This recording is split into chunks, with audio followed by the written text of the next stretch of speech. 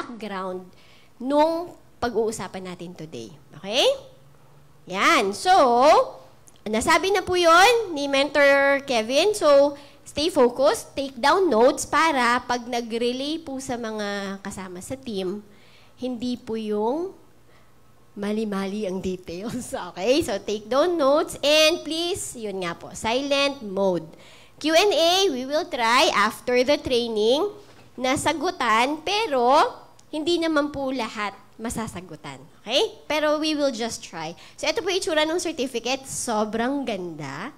Nakaka-proud i-post. So, mamaya, for those who have been here yesterday, who were here pala yesterday, and today, so yan po yung makukuha nyo later.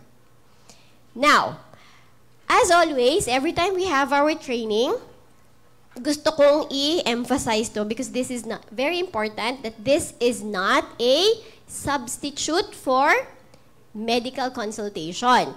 No part of this lecture, parang, sabi kasi ni Mentor Elise, pwede ko nang itigil yung aking gamot kasi nagbabarley na ako. Wala pong ganun, okay? Tapos, mainly, ano po yung nakasulat dyan? Educational purposes. Kasi ako, nagkaroon ako ng understanding, nag-dig deeper ako para ma-empower ako sa sarili kong health. And that's what I want to pass on to you.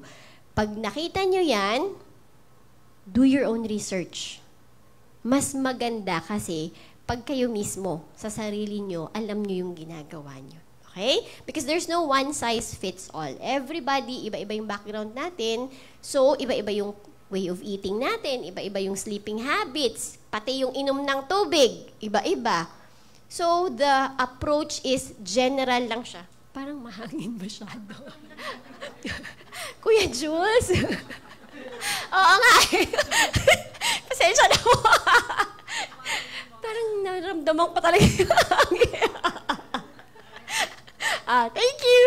Okay, sige, balik tayo. Ma-empower kayo sa inyong health and that's very important because it's your body, mas alam mo yung nangyayari sa katawan mo.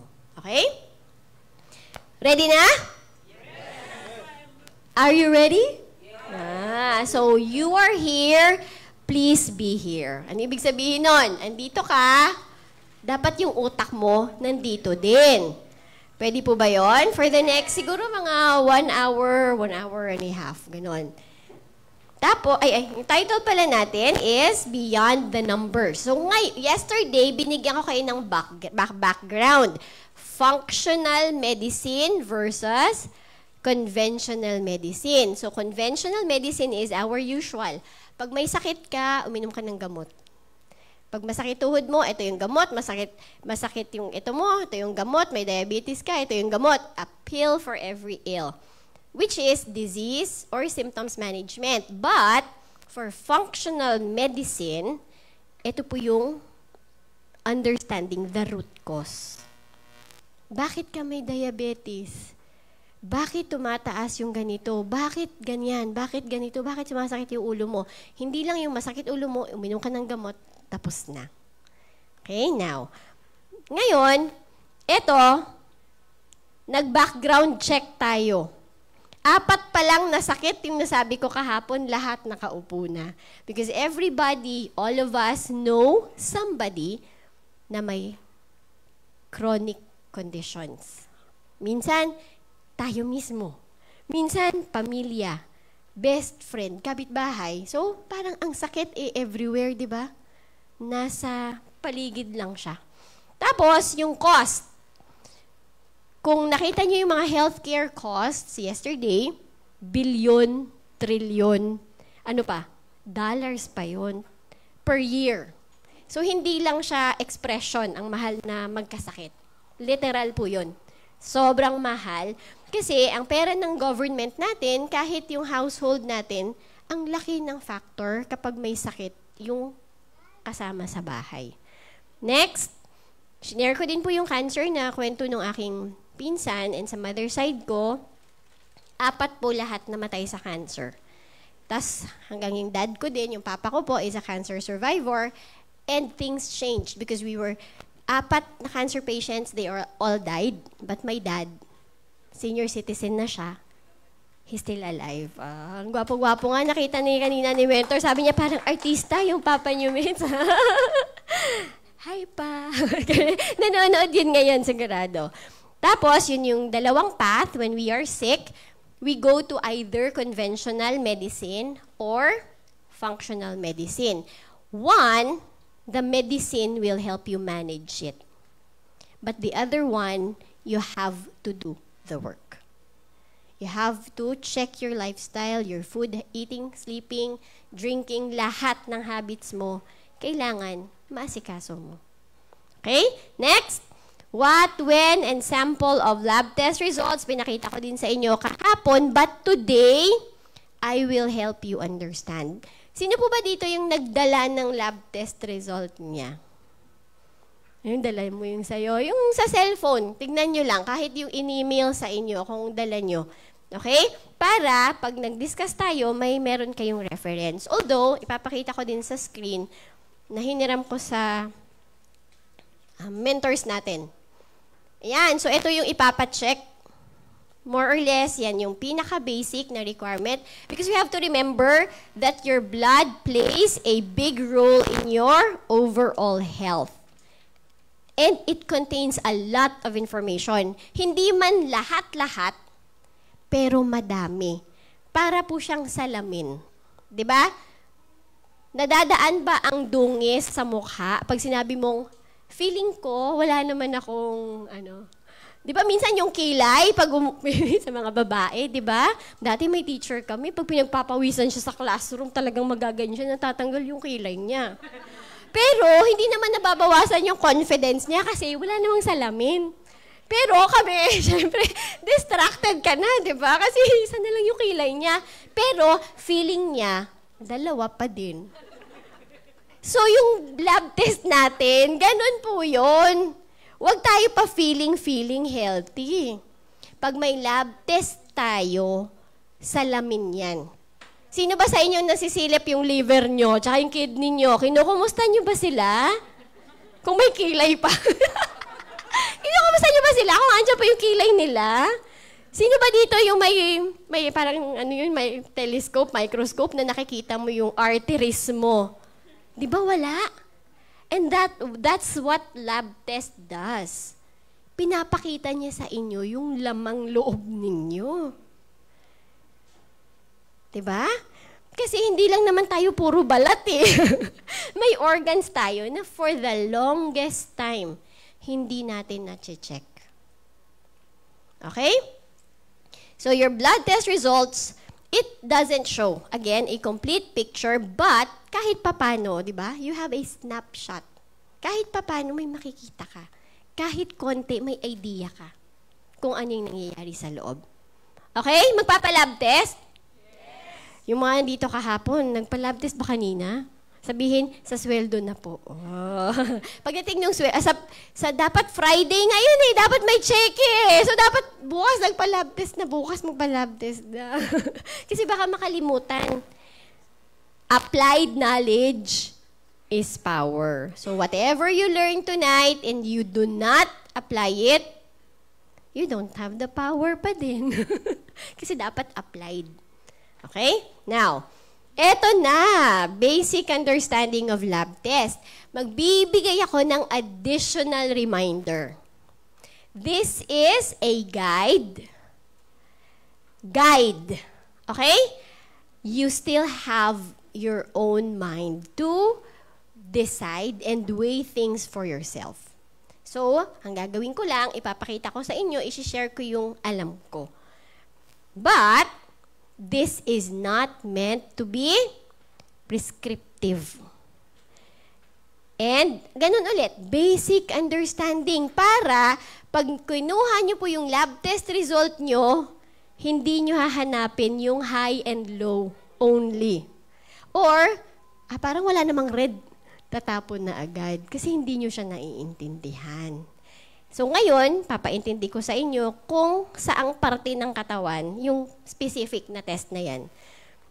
Okay? So ngayon, also, alam ko na, syempre, yung mga kasama natin na nasa medical field, they will be wondering kung ano yung aking mga pinagkukuhanan.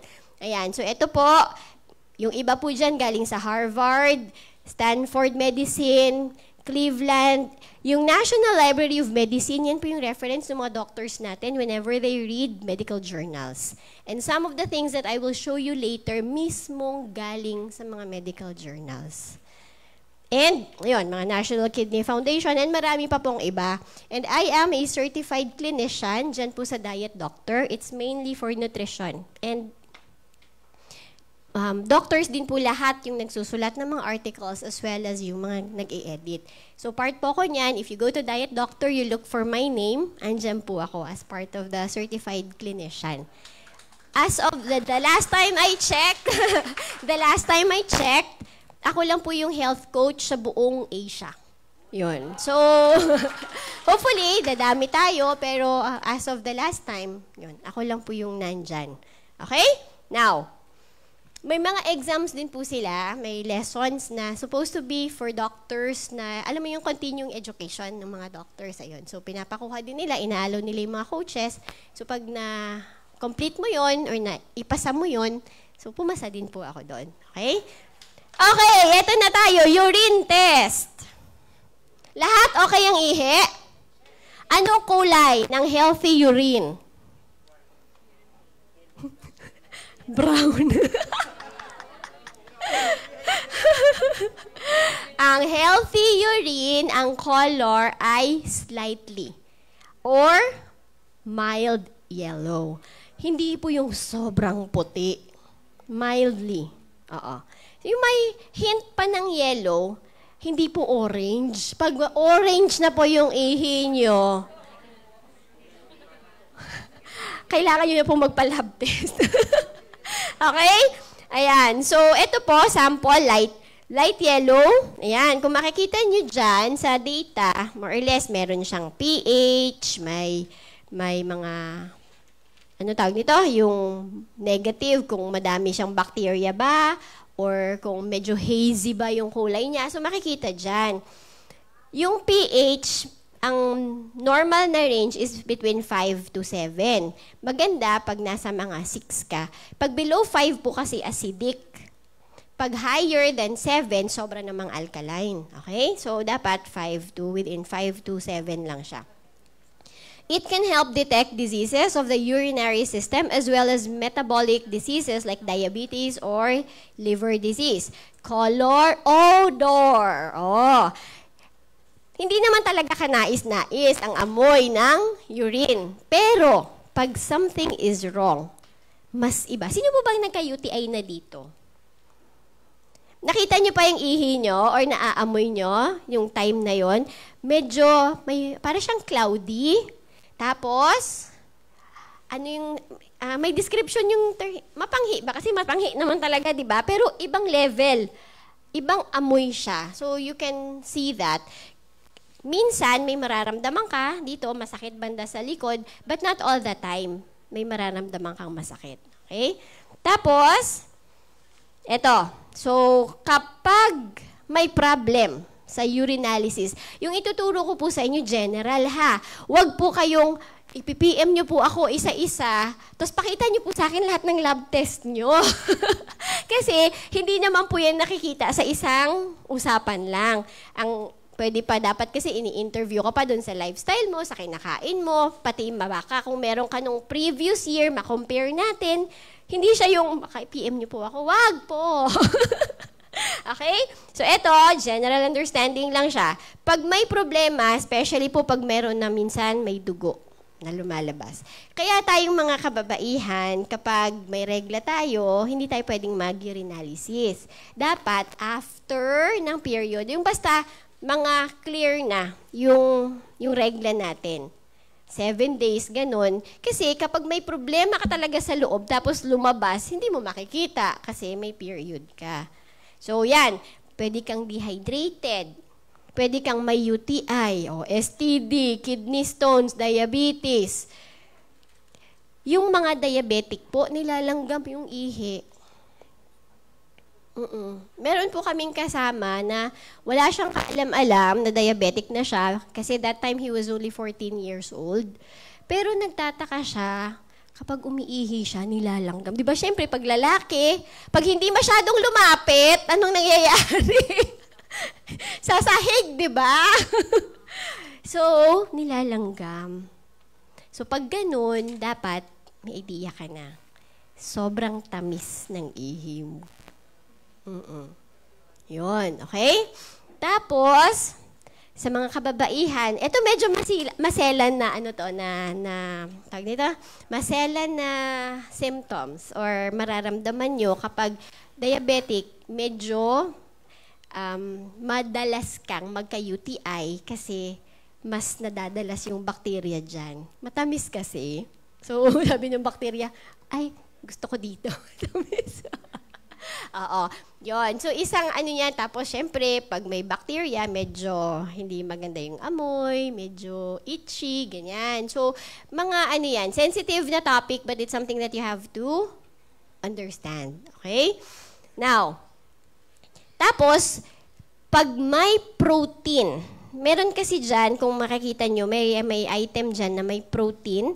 Pag may lumabas na po na protein, kasi dapat 0 yan, pag nagkaroon ka na ng, let's say, 1, 2, or 3, ganyan na numbers, kailangan nang i-counter check kasama yung creatinine kasi ang kidney mo baka may stones ka.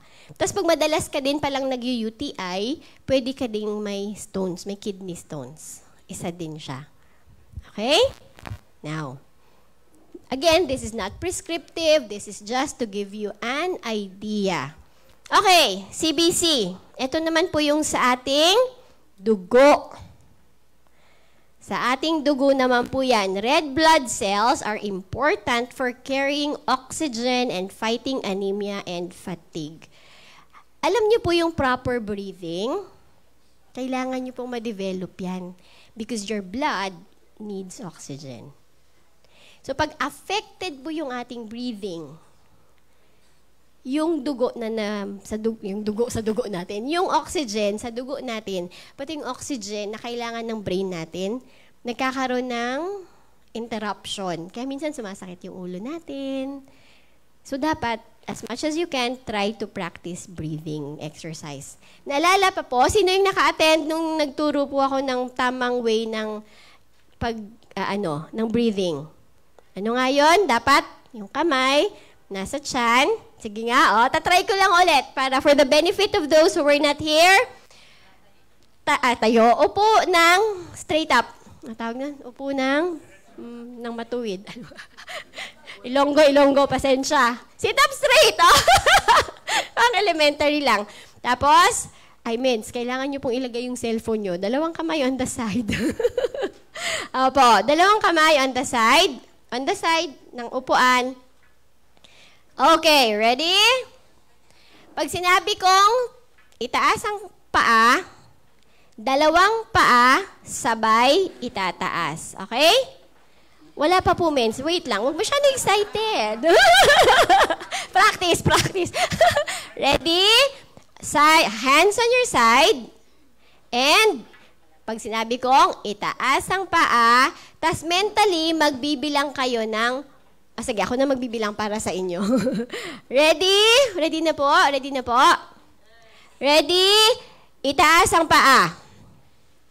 1, 2, 3, 4, 5, 6, 7, 8, 9, 10. Baba na. Sino dito ang tumigil sa paghinga nung itinaas ang paa? Mens nakita kita, hindi ka gumagalaw. Kailangan ko may isang sample. Nung tumaas yung paa mo, di ba parang 10 for 10 seconds, you did not breathe? Bakit? Bakit nga, di ba? Oo. Wala akong instruction na huwag huminga. Hindi ko sinabi itigil yung paghinga, pero tumigil yung paghinga niya, di ba? Oo. Kasi mahirap itaas yung paa. Natural response ng body natin sa stress. Ang breathing natin na disrupt. Nakakatawa yung yung mga nandito last time, sila din na biktima din yan. Huwag kayong mag-alala, kaya patas na kayong lahat. Okay. Ngayon, alam nyo na Alam nyo na stressor yon, di ba? Gagawin ulit natin. And this time, tignan natin kung hihinga ka na. Kasi aware ka na. Ready? Ulit. Kamay sa side. Uminom pa ng tubig talaga eh. Ready? Oo, tama, di ba? Pag ganun mo, kung inabot kayo ng 20, pagkatapos doon, hilo ka na kasi wala na yung oxygen sa katawan mo. Ready? Set. Itaas ang pa. 1, 2, 3, 4, 5, 6, 7, 8, 9, 10. Baba. Huminga na? Yan. Yan po yung isa sa lesson natin nung second, yung stress. About stress. May good stress, bad stress. So kung hindi nyo napanood po yun, balikan nyo po yung sa last month na training natin. Marami doon kung paano yung response ng body natin, bakit tayo mas nagkakasakit, or bakit tayo nagkakadevelop ng a lot of diseases. Diba laging sinasabi, stressed kasi siya, kaya parang tumanda agad siya. Yun. One example lang po yan. Kasi when the body is stressed, may mga organs tayo na tumitigil. Kaya tayo nagkakasakit, kaya nagkakaroon ng irregularity sa body because affected yung oxygen level na nagsisirculate. Sino po ba dito yung nag-gym, nag-exercise? Ba laging sinasabi, parang mag-i-inhale ka kapag ganito, mag-e-exhale ka kapag gaganyan. May ganon, di ba? Kasi hindi dapat tumitigil yung paghinga mo habang naggaganyan-ganyan ka dyan. Dapat may inhale, may exhale. Kasi kailangan mong ma-maintain yung proper circulation. Are you learning? Yeah. Okay, sige po. So, yan. So, it's important na yung blood natin, yung oxygen level, maayos kasi affected ang result natin kapag hindi. White blood cells fight infection. Increased numbers of white blood cells therefore may indicate the presence of infection. WBC po yun, makikita nyo sa lab test. Kapag elevated yon, tapos mataas din yung bacterial count ng urine mo, ang possibility na may UTI ka, mataas. May infection. Kaya ang white blood cell, para sila kasing army. Ganyan ko ina-explain sa aking anak. Ang WBC, white blood cells, nire-release yan ng body natin kapag may infection. So kapag elevated yung WBC, there is an infection somewhere. Pero, may panahon din na ang white blood cell nagbumababa. Cancer patients, after a chemotherapy, drop po yung white blood cell. Ganyan ka-toxic ang chemo. So kapag ang white blood cell mo ay bumaba, di ba may range? Depende kasi minsan sa laboratory kung saan kang lab, iba-iba din yung per machine, di ba? But for this one, WBC, saan yung WBC niya? Ayan. Ilan yung reference? Red blood. Ayan. Dapat, so yan yung reference, di ba? So kapag ang reference mo, pag tumaas, ibig sabihin nun may infection and your body is fighting it. Okay? Pag mababa, probably, your immune system is not fighting enough.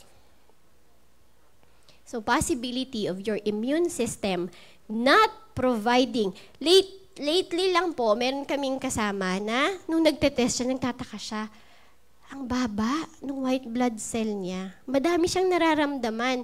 May mga pains siya here. So, kaya namin siya pinag-lab test kasi may mga sakit. May mga lymph nodes. Alam niyo po yan, yung may mga bumubukol-bukol dito. Pero, kulani, yung Tagalog nun. Pero, yung WBC niya, negative side. Lower than the, hindi naman negative, I mean lower than the normal. Possibility nun, malnutrition. Your immune system will not work properly if you are malnourished. So, pag ganyan, very prone ka. Pag may nanghatching sa katabi mo, salo mo na lahat. Oo, okay? Tapos, platelets prevent the body from bleeding and bruising easily. It is usually performed to check for a blood infection. May mga umiinom ng blood thinners. Familiar sa blood thinner? Pag medyo malapot yung dugo, pinapainom po yan ng blood thinner para hindi lumapot yung dugo. Pag nasobra, kasi kunyari, sasabihan ka ng doctor na uminom ka ng blood thinner, let's say for 1, 2, or 3 months. Tapos, babalik ka kasi i-check ulit. Ano yung ginagawa ng iba? Bumabalik? Hindi. Hindi bumabalik. Tapos, i-continue lang nila yung gamot nila.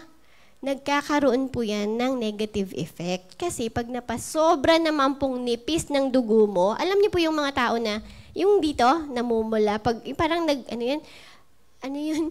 Yung pasa. Nagkakapasa. Pag na ganyan mo lang, magkakapasa na agad. Yan. So, yung possibility niyan, sobrang nipis na po. Ang delikado dyan, pag na-aksidente po yan, ang dugo niyan, parang fountain. Kaya po, pag magsa-surgery, yung papa ko dati, di ba nung nagka-cancer siya, bago po siya nag-surgery, pinastop po yung blood thinner niya. Kasi kapag sobrang lapot ng dugo mo, para kang fountain talaga. Prone ka na maubusan talaga ng dugo. So, delikado yung mga nagba-blood thinner na napasobra. Dapat kasi pag binigyan ka ng gamot for 1 month or 2 months, na sinabihan kang bumalik ka. Kasi, malay mo, baka pwedeng i-stop na. Huwag mag-self-medicate. Okay po? Next. Tapos, kailan? Okay, kailan tayo magpapa-lab test or CBC? Generally speaking, kapag, pag yon, ang bilis mong magkapasa, magpa-check ka na. Di ba yung mga leukemia? May leukemia? Yun, di ba sinasabi nilang ano yun? Cancer sa dugo? Yung dugo nila. Fatigue, dizziness, or weakness. Pag lagi kang pagod, lagi kang nahihilo, yan, so magpa-check ka na din. Fever, nauseous, vomiting, so parang sabay-sabay. Yung suka, tapos lagnat, inflammation, swelling, and irritation anywhere in the body. Yun nga po yung may mga lymph nodes na nararamdaman. Minsan may mga bukol-bukol sa paa. Yung isang cousin ko naman po, she was diagnosed with, siya po yung pinaka-first na dun na time na yun. I think grade 6 lang ako nun. She was the first na na-diagnose na narinig ko yung term na cancer. She was only 20, 21 years old. Bata pa talaga. Yung unang nagparamdam sa kanya, sakit lang. Kasi runner siya, athlete siya sa school, performer, dancer siya, singer. So, sobrang napaka-well-rounded ng personality. And then one day, may nakapa silang dito, parang bukol sa paa. Parang akala mo nung una siguro muscle, lang, di ba? Kasi tumatakbo eh. Cancer na pala. So, she was amputated. Pinutol po talaga yung paa niya. And then, after 5 years, she died. Bumalik din yung cancer eventually. Tapos, yun, mga joint pains. Pag may problem ka, yung minsan, parang nagtatighten yung chest. Iba po yung pag broken-hearted ka. Kasi pag broken-hearted ka, talaga namang puso hanggang likod, masakit. Tagus eh! Iba po yon. Pero, joking aside, may namatay po talaga because he had a broken heart. Sobrang hindi niya po na-handle yung breakup. Pero, malamang, bago pa siya nagkaroon ng breakup, meron na siyang heart problem talaga. Parang syempre kapag broken-hearted ka, yun nga sinasabi nila, hindi naman siya broken heart, dapat broken body. Kasi buong katawan mo talaga, di ba? Matamlay.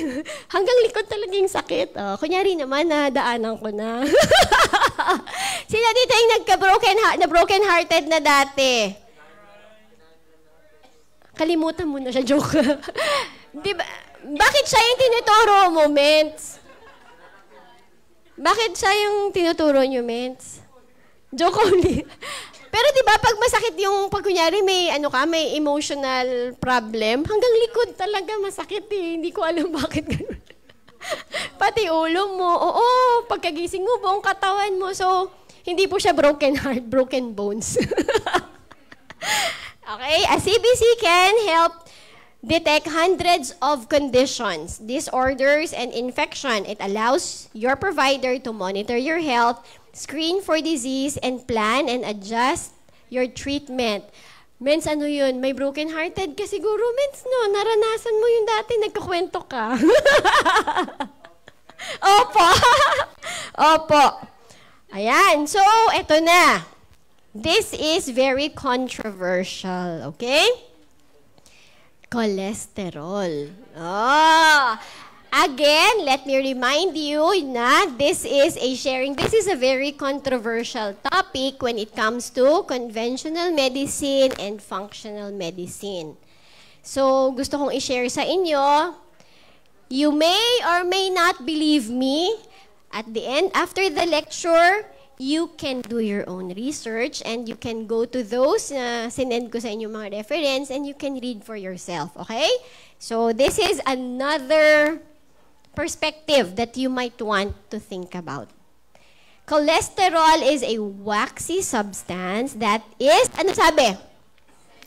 Essential for life of all animals, including humans. Essential to life. Ang lagi kong sinasabi, cholesterol is your friend. Cholesterol is actually protecting you. Next. Controversial to, ha? So, listen to this with an open mind. Your body needs cholesterol for cell membrane integrity, for hormone synthesis, creation of bile acids, and myelin formation. Ito po yung material that coats specialized nerve cells. Everybody, you have to understand that cholesterol, hindi po masama ang cholesterol. It's essential and your body needs it. Alam niyo po ba, kapag kayo ay walang enough na cholesterol, magkakaroon po kayo ng hormone imbalance, especially for the women. Pag wala kayo ng enough na cholesterol, hindi kayo makakapag-produce enough ng sex hormones.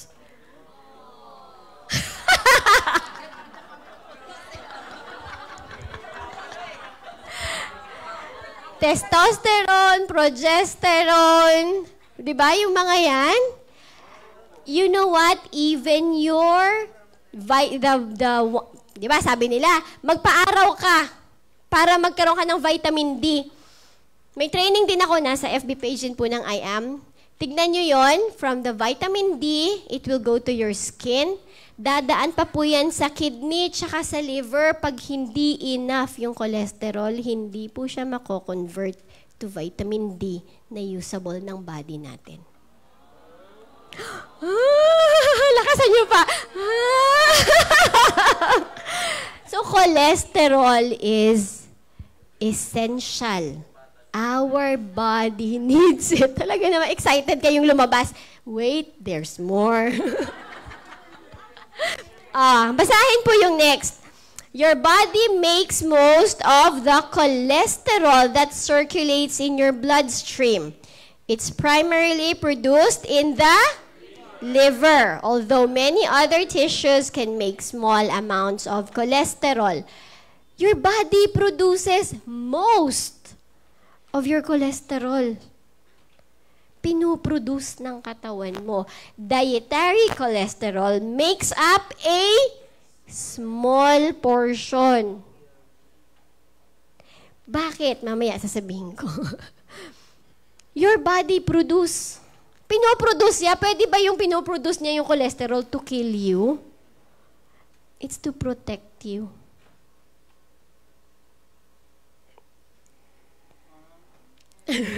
Saglit. Tumahimik agad eh. Ganito yon. So, ibabalik ko muna ha. Ayan. Ito muna. Babalik ko muna to. Ganito yon. Cholesterol, di ba, kailangan siya sa mga hormones natin. Ganyan. But also, ganito. If mataas po yung cholesterol ninyo, di ba meron tayong tinatawag na HDL, sinasabi nila, good cholesterol, yung HDL. Tapos yung LDL, sinasabi din nila, ano yon? Bad cholesterol, oo.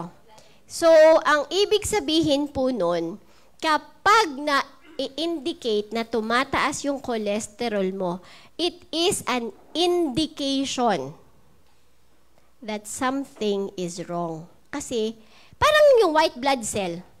Question, pag tumataas yung white blood cell, hindi naman natin trinitreat, pinapababa yung white blood cell. Ang tinitreat natin, yung infection.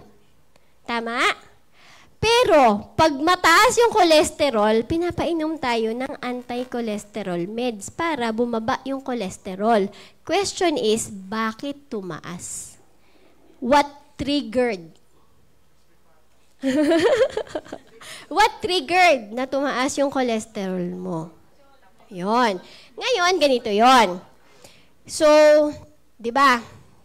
Sino pong may mga umiinom po ba dito ng statin? Again ha, I'm coming from the functional preventive alternative medicine point of view. And statins is a conventional medicine. Okay?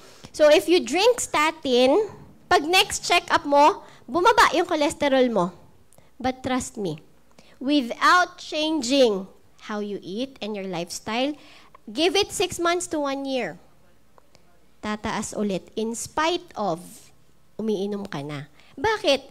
Ganito. Mens Ann, punta ka dito. Talagang magde-demo ako. Mens Ann, punta ka dito. May tissue ka po ba? Mag-i-illustrate lang ako kasi gusto ko talagang makita nyo ano yung mga...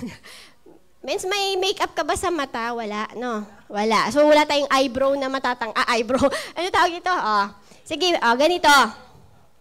Sabihin natin, umiiyak siya. Iyak ka, Mens. Iyak siya.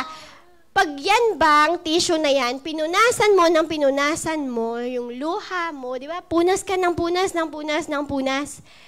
Kahit bigyan ko pa siya ng trak-trak na tissue para pampunas sa luha niya, kapag hindi na-solve yung problem, bakit ka umiiyak? Titigil ba yung luha?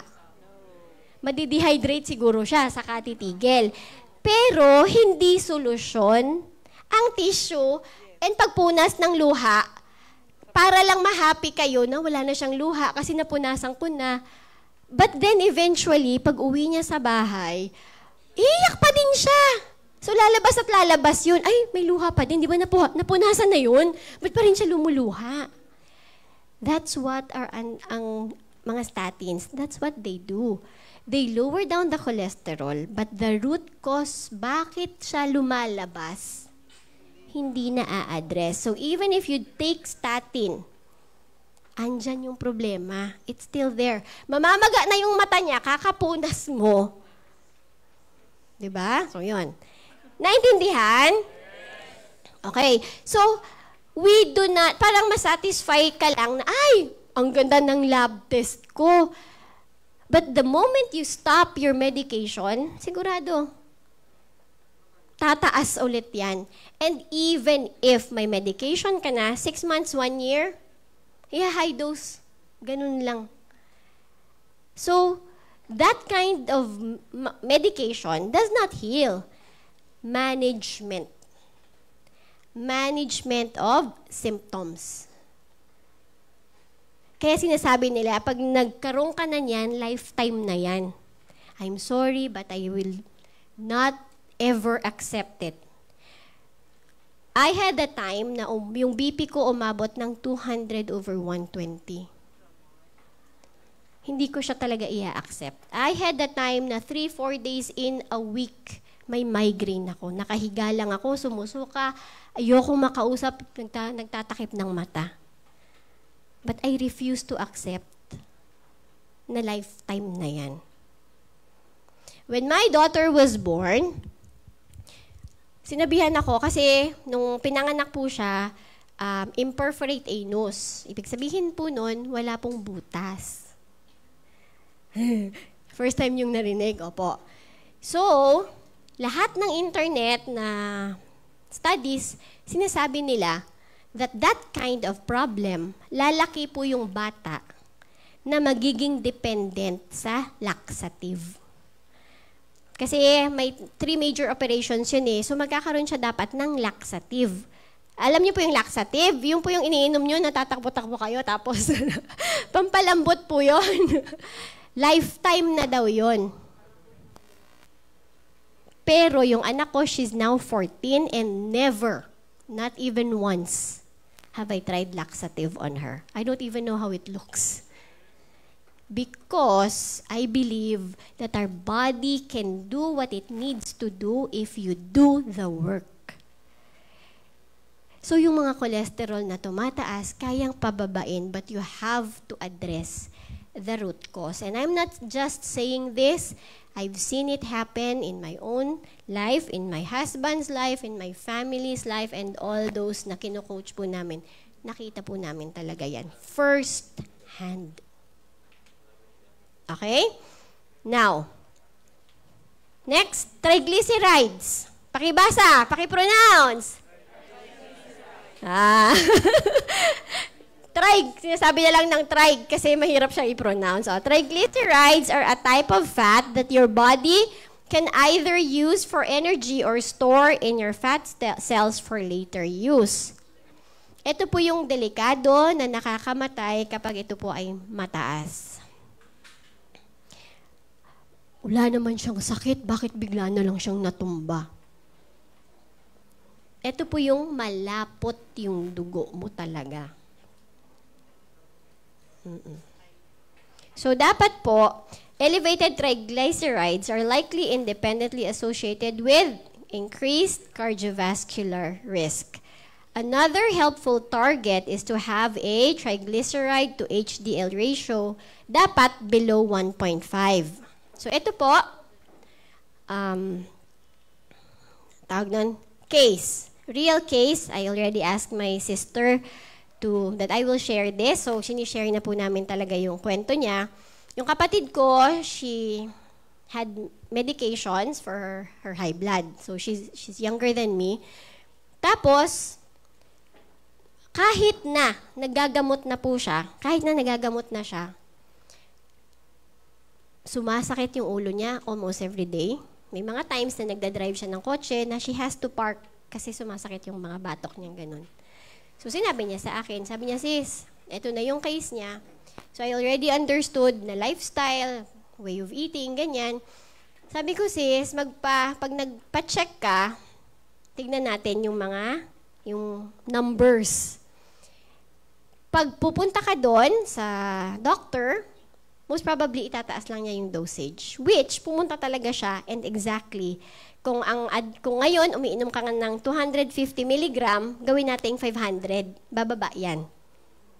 But the headache, everything else is still there. Now, nung chinek namin yung labs niya, ito po ha, triglyceride, tandaan niyo po yan, triglyceride, i-divide niyo po sa HDL. Hindi po yan usual na ginagawa kapag nagpapacheck tayo sa ating mga doktor. But this one, doctor din po ang nagsulat ng book na yan, The Cholesterol Myth. Pwede nyo pong tignan dyan. The Cholesterol Myth po yung title ng book. And cardiologist din po yung nagsulat niyan. Pero functional nutrition. So triglyceride, divide mo doon sa HDL, good cholesterol. Yung sa sister ko po, yung kanya was around 4.9 yung ratio. Di ba sabi dyan, ang target mo dapat 1.5 lang. Pag umabot ka po ng 3, nasa stage ka na po ng warning. Ang ratio, okay? Pag umabot ka na ng 5, anytime pwede ka nang matigok. Nasa 4.9 na po siya. But she was not at all obese. Medyo, ayun, sabi ko last time, medyo lumaki siya ng konti sa regular normal build. But when we did her lifestyle change, tinaasan po namin yung dosage ng barley niya. After 6 months, nung nag-repeat po siya, nasa 1.2 na lang. So she was able to stop her medication. And until now, continuous po siya sa maayos na pagkain. Wala na po yung migraines, wala na yung sakit ng ulo. Kahit yung mga cramps niya, minsan nagigising na lang siya madaling araw, nagka-cramps yung paa niya. Sinisisi natin yung lamig ng aircon. Yun. So, it happened. Okay? So, meron din po ako, another client. Nung chinek namin, nagigising na po siya paggabi kasi parang may yung may heartbeat na yung utok, yung ulo mo. Parang pagkagising niya ganun sumasakit na tapos yung parang may pumipitik-pitik niya. Nung chinek namin ito, triglyceride over HDL, nasa 8 point something na po siya. So, nagpa-check siya nung Friday, nung Sunday, nag-meet kami. Sabi ko, napaka-delikado na nung lagay mo. Ito yung client ko is medyo malaki talaga yung body. Oo. So, malaki talaga siya. So, we did the lifestyle modification, inayos namin. Siyempre, every time I coach po talaga, kasama po talaga yung barley. I do not allow, pag nag-lifestyle change, na wala yung tulong ng barley kasi kapag hindi tama yung kain niya, prone po siya sa nutrient deficiency. So, magkakaroon ng additional problem or mas lalala yung side effects. So, yung ginawa niya, wala pa. Ano lang yon, mga 45 days pa lang, bumaba. As in, nag-normal. Together with her fatty liver and all her other lab tests, lahat bumaba. No medication. Good thing, yung cardiologist niya is also a believer of lifestyle modifications. Temporarily, for her BP, she was given medication. Temporarily. Kasi pag mataas talaga yung BP mo, pwede talagang magdelikado yung buhay mo. So yung BP medication, essential siya. Kailangan talaga siya for the moment. Pero hindi dapat siya lifetime. Hindi dapat siya lifetime. When my dad had cancer, ang nangyari po, syempre, prostate cancer po kasi, so yung location ng tumor, dun mismo sa nilalabasan ng ihi. So, hindi nakalabas yung ihi niya, nagkaroon po ng effect sa kidney niya. Di ba? Kasi hindi siya nakakaihi ng maayos. So, nagkaroon ng problem sa kidney niya. And his doctor said, papalitan natin yung gamot mo for the heart kasi yung etong gamot na to, grabe yung sipa sa kidney mo. So, para kang mamimili, di ba? Ano ba isi-save ko? Heart or kidney? Kasi, ang may problem sa heart, ang iinumin mo, ang lakas ng sipa sa kidney. So, over time, may problema ka sa heart, hindi na-address yung root cause, nadagdagan ka na ng problem sa kidney. So, mamimili tayo. Ano ba isi-save natin? Heart or kidney? Di ba? So, dapat talaga, every time you're given something, para saan po ito? Bakit po ba nagkaganon? As patients, it is your right to know. It is your right to ask questions. Katawan mo yan eh. Nagbabayad ka, di ba? Sa functional medicine space, our doctors tell us if your doctor will not answer your questions, you change doctor. You talk to the doctor who will answer your questions. The doctor who will explain. Who will take time to explain. Hindi yung ito na kasi, hanggang 10 minutes lang. So this is not, I'm not against doctors, I respect them, but I respect more doctors who take time to really explain. Kasi may mga doctors din naman po akong mga kaibigan. Diba? So, magtanong kayo. Wag yung, ewan ko, sinabi lang niya, inumin ko daw yan. Tapos ikaw naman, inom ka lang, di ba? Ang bait-bait. Pero bakit pag yung asawa natin nagsabi? Bakit? Ba't kailangan ganyan? Pero pag si Doc ang nagsabi, susundin na lang. Di ba? Dapat nagtatanong ka din. Dapat nagtatanong ka, ano po ba ang effect nito? Ano po ba yung adverse impact nito? Kasi a lot of times, medications, they have adverse effect.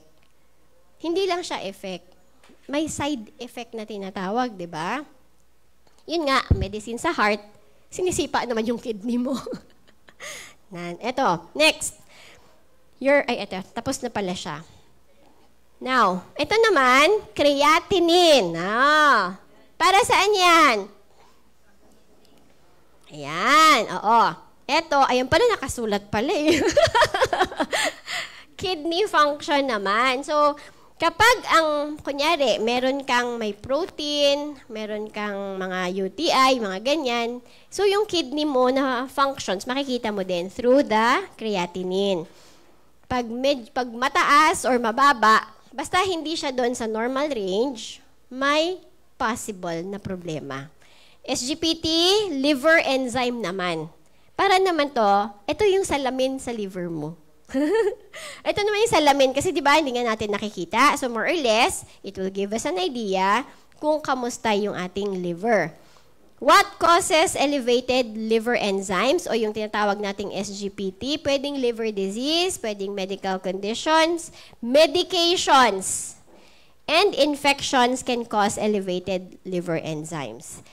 Common causes, ayan, tignan nyo po. Cholesterol lowering drugs may elevate your SGPT. Fatty liver, alcohol-related conditions, and non-alcoholic, hepatitis, pero sobrang dami pa po niyan. So, kapag elevated, ang next na step, dapat bakit kaya? Ano kaya ang pwede kong gawin para ipababa ko to? Huwag yung kain ka ng kain kasi may gamot naman. May gamot naman, kaya okay lang yan kahit bawal. Tama? Diba? So, dapat po, wag ganon. Now, gusto kong i-share to kasi against din to sa standard knowledge natin. Diba sinabi doon? Saglit lang ha. Ayan, sige, ito na lang.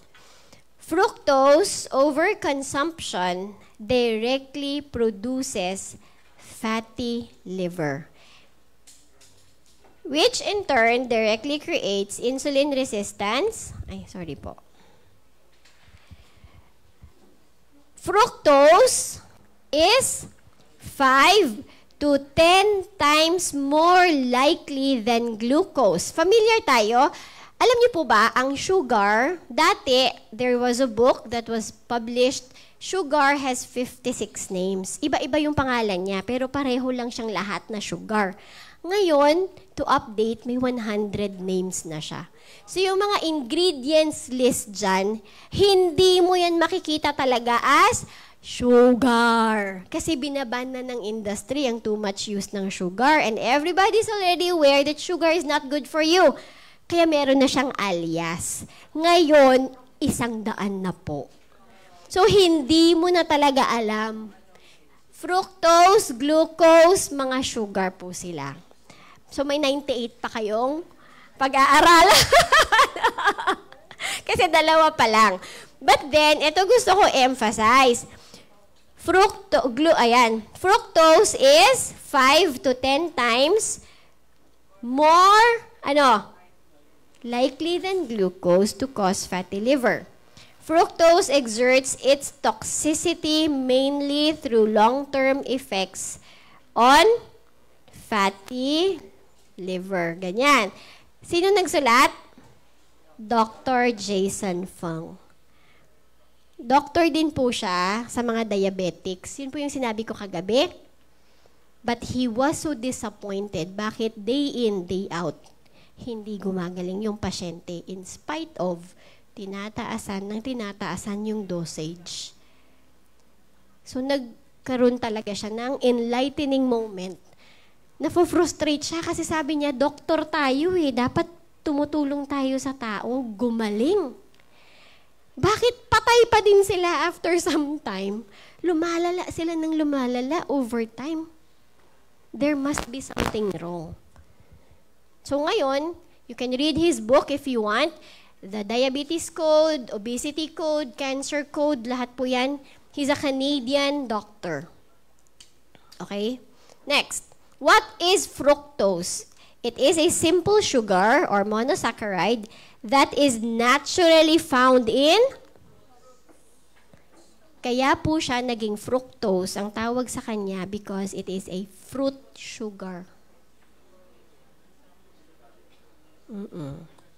Meron po kaming kakilala na nung nagka-cancer po siya, naging fruitarian siya. Fruits na lang yung kinakain. After 5 years, namatay po, cirrhosis of the liver.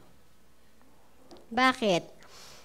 Vegetables and some natural sweeteners. You can also find fructose sold as sweetener on supermarket shelves or added to foods in the form of high fructose corn syrup. Sino po mahilig magkape sa SB? Yung mga sugar syrups, di ba? Yung mga sugar syrup, very, very dangerous po yan. It goes directly to your liver. Kung ako po, kakape din ako sa mga ganyang lugar, sinasabihan ko po talaga, tanggalin po yung sugar. Milk lang, pero remove the sugar. Sugar syrup po yan sa ating favorite coffee session. Opo. Okay? Next. So, ito po yung mga pinakita kong fruits. Tignan nyo po yan. Tignan nyo po yung banana, highest. Kaya kung gusto nyo po ng potassium, avocado po yung kainin. Huwag po banana. Yes. Siya po yung pinakamataas. And then, grapes. Yan po yung mga fruits. Safe po kainin yung mga berries. Ganito po, hindi ko ina-advocate na huwag kayong kumain.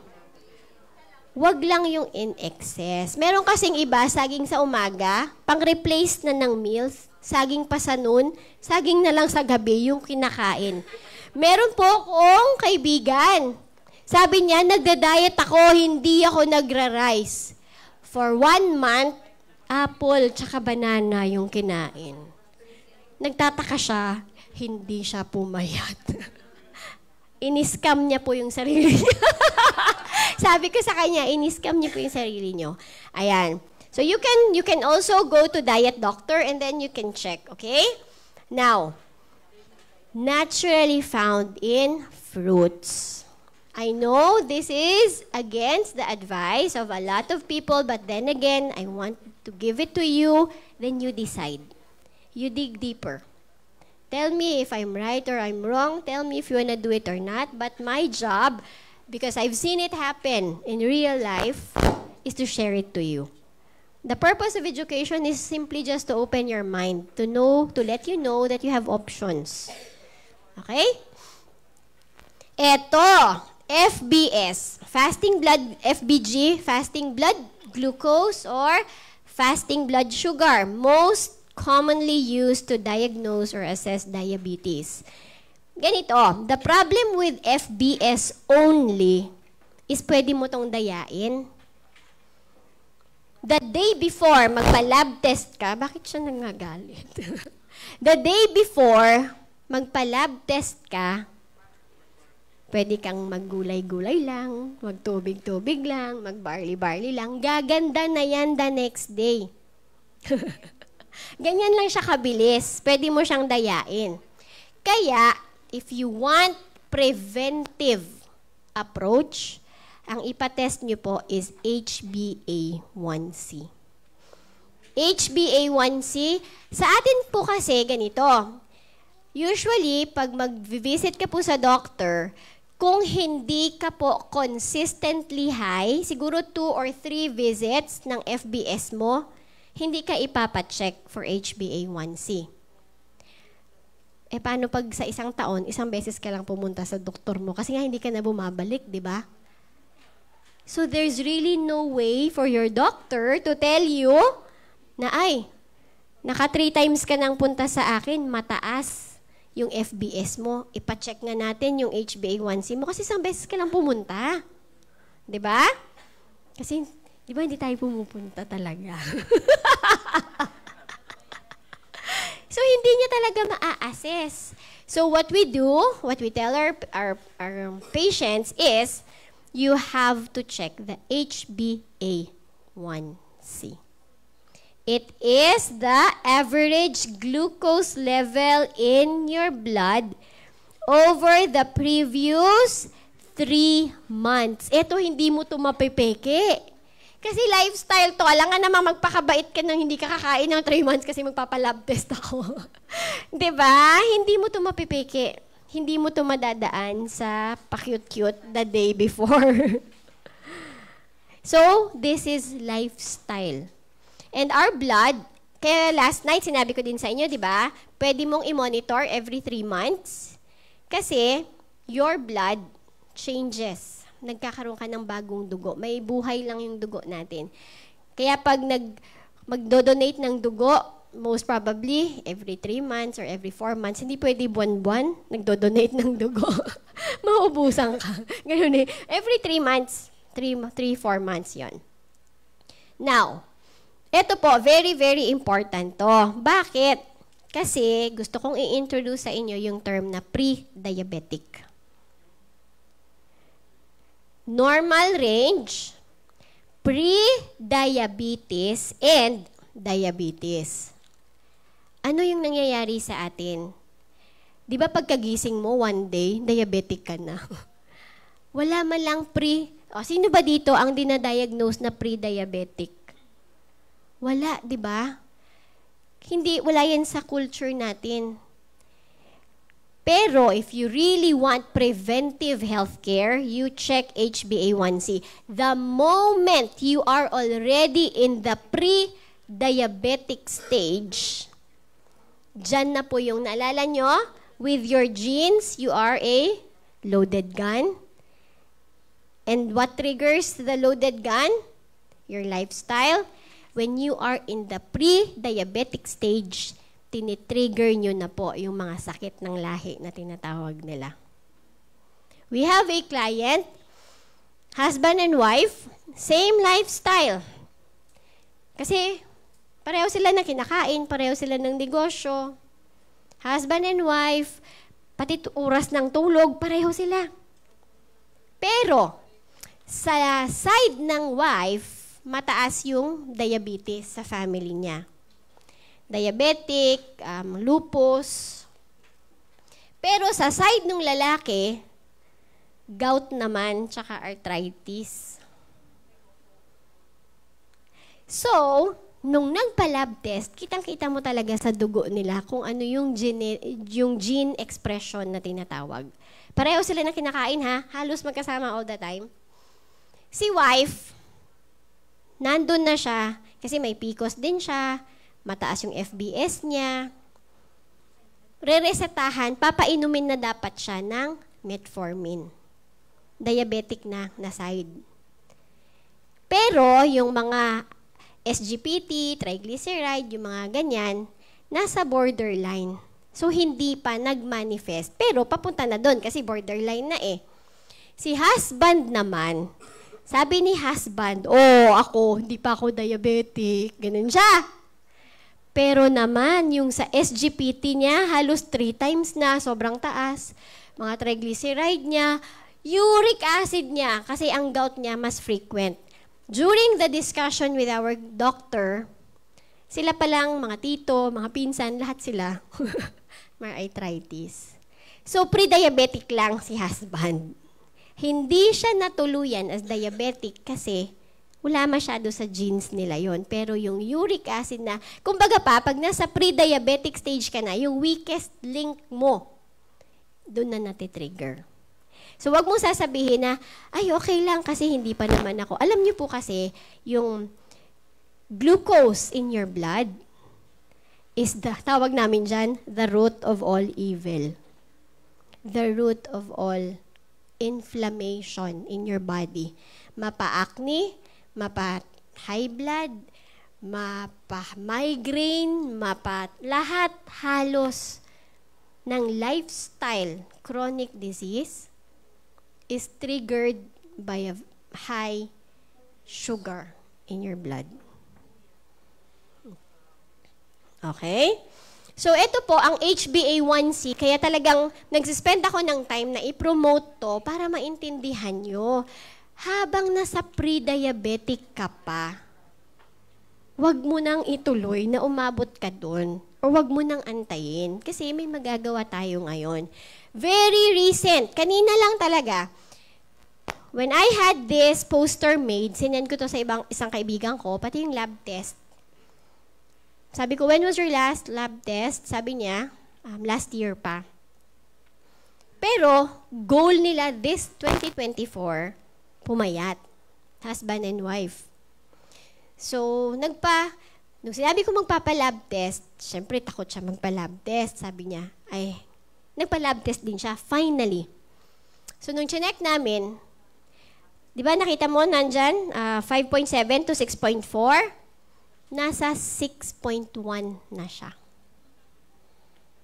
So, ang tawag doon, pre-diabetic na siya. Pero, mataas na din yung cholesterol niya, meaning, cholesterol is protecting you against something. So, lumalabas na yung mga soldiers. Mataas din yung uric acid niya. Mataas. So, makikita mo, pre-diabetic siya, but the damage is already starting. Yun. Elevated, higher than normal may be caused by diabetes. Type 1, type 2. Usually po, ang lifestyle na diabetes is type 2. Ang type 1, yun po yung pagkapanganak. So kung ikaw, nanay ka, at that time na buntis ka, tapos naging diabetic ka, kunyari, hindi mo alam, meron po kaming isang bata na type 1 diabetic po siya because both the mama and the papa diabetics. So probably, kaya ang mother's health is very important. Nung pagbubuntis, naging diabetic yung mama that time, na-damage yung pancreas ng bata. So, naging type 1. And pag hindi po ito, makikita mo yan kasi kailangan immediately mag-i-insulin na po siya. Kasi hindi talaga nagpo-produce yung pancreas ng insulin. Next time ko na po, pag diabetes na yung topic natin, i-discuss yung about sa insulin. But, ito po yon. Ngayon, latest study, Alzheimer's, dementia, tawag sa kanila sa mga neurologist na sa functional medicine. May idea po kayo? Type 3. Diabetes. It's sugar toxicity in the blood. And may mga studies sila ngayon that those kapag kaka-start pa lang, may mga testimonials po talaga that they were able to reverse it. Because it's still related to lifestyle disease. Type 3 diabetes na po ang tawag sa Alzheimer's, mga dementia. Okay? Now, ano pa ba? Ito, tignan nyo po, B12 deficiency. Anemia, iron deficiency, folate deficiency. Familiar po kayo sa 68 micronutrients na meron si barley? May B12. May folate. May iron. Meron. Kaya napaka-amazing talaga yung barley. Opo. Kaya tutulong talaga. Tutulong po talaga. Meron po akong slide na mamaya papakita ko din sa inyo how barley helps with these things na pinapakita ko. Kasi pag naintindihan natin siya, mas ma-appreciate po natin talagang uminom ng as much as you can, 2 sachets ng barley every day. Minimum, okay? Now, uric acid. Ito, uric acid naman. Di ba napag-usapan natin yung fructose? Yung fructose, dire-diretso siya doon. Excess uric acid can cause gout and kidney stones. Levels can be affected by diet, alcohol consumption, and kidney functions. Okay. So, ito po. Pakibasa po. Galing po yan. Yung sabi ko sa inyo, yung medical journal. Tignan nyo po. Yung PubMed. Ayan. Pag mai-research po kayo, medyo maguguluhan lang kayo kasi madaming mga elements, diagram, medyo malabo yung mga terms. So, hopefully, I can simplify it for you. Fructose is one of the main sweetening agents in the human diet. And its consumption is rising worldwide. While monosaccharide fructose is naturally, tignan niyo po yung word ha, naturally found in honey. Sinabi sa inyo, no? Mag-honey na lang kayo. Kasi healthy.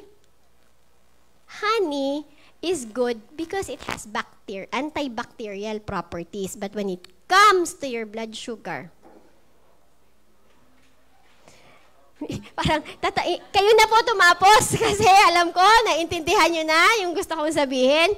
Naturally found in honey, fruit, vegetables, sugars added during the processing of food and drinks are the main source of fructose in the Western diet. In the United States, fructose extracted from cornstarch is used to produce a syrup called high fructose syrup with a 42 to 55% fructose content. This compound has gradually replaced sugar in the United States dietary industry because, low cost. Mura kasi siya, kaya yung food industry natin, mas preferred na ganyan yung gamitin. That's why it's becoming more dangerous and more damaging.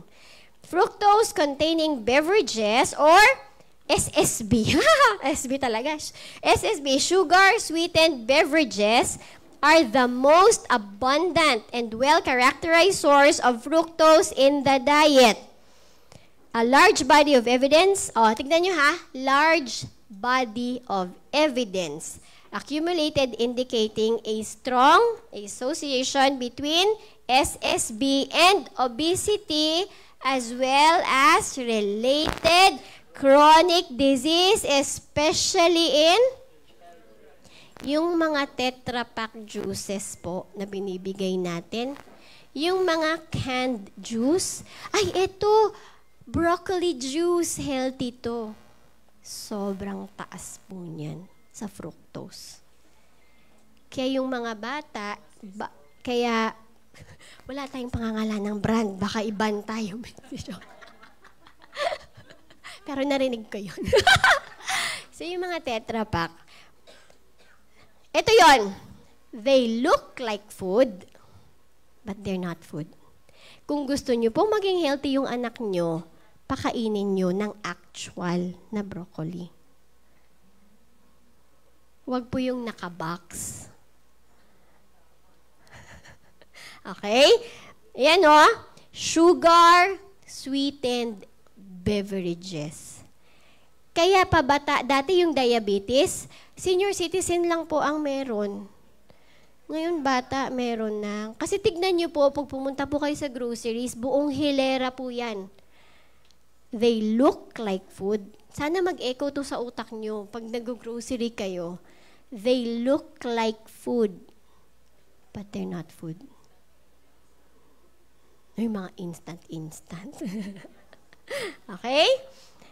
Ito, ayan. Gusto kong ipakita yan sa inyo. Huwag nyo nang i-translate. Huwag nyo nang i-interpret. Ano lang po yung pinaka-point niyan? Ang pinaka-point lang po niyan is, tignan nyo po yung fructose. Tawag po dyan, fructose metabolism. From fructose, paano siya nako-convert para nagagamit ng body natin, okay? Essential to life. Di ba sinasabi nila, tumatanda na kasi ako kaya yung metabolism ko bumabagal na. Pero alam ba natin ibig sabihin ng metabolism? That's how our body maintain our life. It's how we process. So ito po paano napaprocess yung fructose. Umpisahan nyo lang po dun sa pinakamataas, fructose, baba po kayo. Baba po kayo sa intracellular uric acid. Byproduct po ng fructose is uric acid. A lot of our patients na fruit eaters, they have fatty liver, elevated SGPT, or high uric acid. Tignan nyo po, NAFLD, non-alcoholic fatty liver. Opo, yung mga palainom, yung mga drinkers, kasi 80% ng iniinom nila, fructose po yan, so diretso po yan talaga sa liver. Kaya nagiging fatty liver sila, yung mga alcoholics. Pero, fruit eaters, fructose eaters, coffee drinkers, na may mga mataas sa fructose, halos pareho lang din po. Insulin resistance, metabolic syndrome, diabetes, hypertension, renal damage, obesity. Fructose is the only carbohydrate generating uric acid during its metabolism. Punta po kayo sa, mamaya, makikita nyo po yung, punta po kayo sa PubMed, fructose and uric acid na relationship. You can read it there. In individuals eating fructose-rich meals, circulatory uric acid levels have been shown to rise within minutes of fructose ingestion and to remain elevated in the postprandial phase. An increased prevalence of pediatric obesity. Bata ha? Kasi pedya eh. Has been associated with meaningful increase in non-alcoholic fatty liver that has become the major cause of chronic liver disease in childhood. Bata pa, fatty liver na. And then, pag hindi kasi healthy, liver is one of the most hardworking organs in the body. Some research say 300 plus functions. Others would say almost 500 functions in our body is done by the liver. So bata pa, fatty liver na, damaged na yung liver, what do you think will happen? Diba?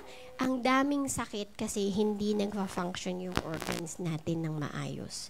From a clinical standpoint, tignan nyo po, from a clinical standpoint, the intake of sugar-sweetened beverages is strongly linked to non-alcoholic fatty liver. Reducing sugar or high fructose corn syrup dietary intake may have a major benefit for patients with non-alcoholic fatty liver. Fructose is again fruit sugar. Pwede kayong kumain, wag lang morning, snack, lunch, snack ulit, dinner ulit. Magpuprutas na lang tayo kasi healthy. Ayun.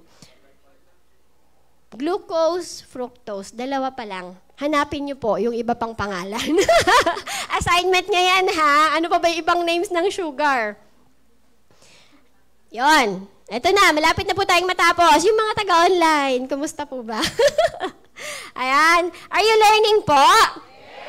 Yes. Yan. Sige, pa-type naman po, I am learning kung kayo continuous pa din na nanonood. How our amazing barley helps. Ito, konti lang siya. Okay? Konti lang siya, but this is very, very profound. O, ganon. Detoxification of the body. Kapag madumi po yung bahay natin, pag madumi yung katawan natin, iikot-ikot lang yan dyan. Kaya pag hindi ka po nakaka-poop ng maayos, umiikot-ikot po yan dyan, ang dumi. So, dapat huwag mong imagine it. So, yung dumi kasi dapat nilalabas. Pag hindi ka pinagpapawisan kasi the whole time nasa aircon ka, yung pores ng skin natin, pang-detox din po yan eh. Ihi, basta yung mga panglabas na dyan, ma-alarm ka na. Mag-barley ka, nakakatulong po yan sa elimination ng toxins, sa pagdi-detox ng katawan natin. But, you have to drink enough water. May mga clients tayo na kapag umiinom ng barley, sabi nila, nako-constipate. Siguro 1 out of 10 lang yan. Bakit? First question that you will ask, kumusta po yung water intake mo? Kasi magkakaroon ng ng opposite effect yung fiber, kasi bulking yan eh. So, magbabulk siya, hindi siya lalabas. Kasi kulang yung pagpupush. Kulang yung tubig. So, kapag nako-constipate sila, nung nag-barley ako, nag-constipate ako. First is, check your water intake. Okay? Pag average na tao, dapat 1.5 to 2 liters. Pag medyo malaking build, 2 to 3 liters a day. Pag mas madami kang activities, let's say athlete ka, mas pinagpawisan ka, then you have to drink more. But not too much. Again, too much water intake can cause dehydration. Bago yon sa iba? Bakit? Ang iniinom mo kasi tubig lang. Pag umiinom ka ng tubig, ano nangyayari? Ihi ka ng ihi, di ba? But every time umiihi ka, lumalabas po yung mga minerals, mga sodium, magnesium, potassium, yung mga water-soluble vitamins natin sa katawan, lumalabas. So, kapag iinom ka ng madaming tubig, uminom ka ng barley, marireplenish yung mga lumalabas sa'yo. So, drinking water, enough lang dapat. Hindi din too little, hindi din too much. Detox. Next, ayan, normal electrolytes, sodium, potassium, magnesium. Very, very basic electrolytes. Pag kinulangan po tayo ng sodium sa katawan, manghihina ka. Sasakit yung ulo mo. Sasakit yung ulo mo kapag kulang ka. Sa bahay po namin, hindi kami sanay uminom ng mga paracetamol, mga ganyan. Pag nasobrahan sa tulog, sumasakit ulo mo. Bakit? Possibly, dehydrated ka. Hindi ka naman umiinom ng tubig habang tulog, di ba? pero, yung body, yung organs mo, continue silang nag-work. So, ginagamit nila po yung tubig sa katawan natin. So, when I wake up, na mahaba yung tulog ko, tapos medyo mararamdaman mo yan eh. The first thing I do is, I get salt, table salt. Wag po yung iodized na salt. Rock salt or Himalayan salt. I get a pinch or two and then drink water.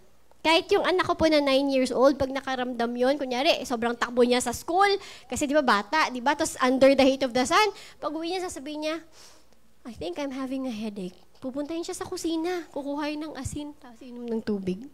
Wala po kaming paracetamol sa bahay namin for the longest time na. Asin po. Drink water. Ayun. Hindi naman po yung kutsa-kutsara. Konti lang po yung kailangan natin. Okay? Baka naman, sabi ni Mentor Elise, masarap, magaling yung asin, tapos kinutsara mo. Hindi po ganon. A pinch or two. Okay? Pag hindi pa po, kasi dapat po kasi, yung sodium natin, hindi rin siya pwedeng ma-excited. So, sobrang taas. Grabe no, 2 kutsara, sinubo. Tapos na hospital, ako sinisi. A pinch. Ano po yung pinch? Pakita. Ganyan lang po. Oo. Kasi micro lang po yung kailangan natin. Kaya nga micronutrients, di ba? Hindi naman macro yung mga sodium, potassium, micro. Kasi actually, we just need a few. Kaya lang, with our lifestyle these days, kahit yung a few, nawawala talaga eh. Kapag nag-LBM po kayo, di ba, umiinom kayo ng electrolytes? Sodium, sugar po yung laman nun. Sodium, pag nag-LBM sa bahay namin, asin, tubig, barley. Yun. Hindi rin po kami bumibili ng sa drugstore na electrolytes kasi mataas po yung sugar nun. Kasi nanghihina ka, di ba? Nanghihina ka kapag ganun. Pero sodium, potassium, magnesium, nasa barley po yan lahat. Yun! Barley is loaded with nutrients. Basahin niyo po yun. Meron po kaming ginawa na 68 micronutrients ng barley. Kahit ma-familiarize niyo lang po yung vitamins, minerals, enzymes, amino acids, di ba? Yung ating, ganito po yun. Kapag kumakain tayo ng proteins, hindi po yung karne ginagamit diretso ng katawan natin. Yung proteins, binibreakdown po yan ng katawan natin. Alam niyo po ba ano ginagawa? Amino acids. Ang barley may amino acids. Kaya pag nag-workout ka, bago ka mag-workout, uminom ka ng barley. Or after ng workout, uminom ka ng barley. Oo, basta pag meron kang pinoproject na excessive sweating na activity, let's say may sports fest kayo sa work, sa school, tatakbo ka, drink 2 to 3 sachets of barley, hindi ka magka-cramps. Hindi ka manghihina after. Hindi po kami nag-a-advise ng mga sugar drinks. Ano tawag doon? Energy drinks. Sino yung umiinom ng energy drink?